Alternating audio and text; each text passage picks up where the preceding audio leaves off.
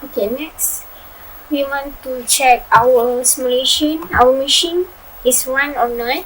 Okay, then you click play, and then you can see how it's run. Okay, it's running. It can be so slow, or it can be so fast, right? Okay. Stop. We don't want to collect the statistic, right? So click no. Then we want to set up the time operation of whole the operation. So click the simulation, click the option, and then you can set up the run length to time only, or weekly time, or calendar date, or so on, whatever you want. And then the runtime is 40. It's mean 40 hours. And then the clock is 1 minute, upward. You can click OK, or you just click run again. Okay, click run, and then it will stop at the 40 hours. Okay, then if you want to see the result, you click yes. The result will pop out.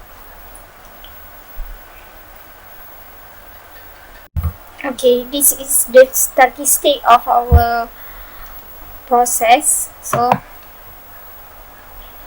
the resource state is not settled yet.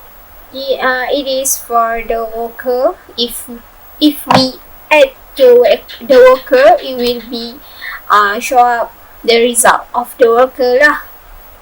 So the scoreboard will show you the average in time processing, and in time in system. Okay, in system show it 368.18 minute, and average time operation is 352 and 15. So the rest is for delay or waiting the product lah. Okay, then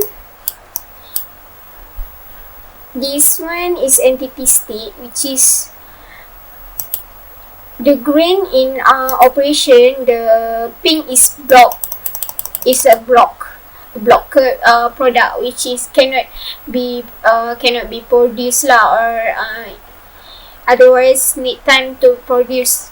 Okay, this one turning center, how it's work in operation, and the rest is idle. Okay, this one from the multiple capacity location states, which is from our graphic lah. Incoming pallet, machining center, outgoing conveyor, outgoing pallets, product racks. How this work? Okay.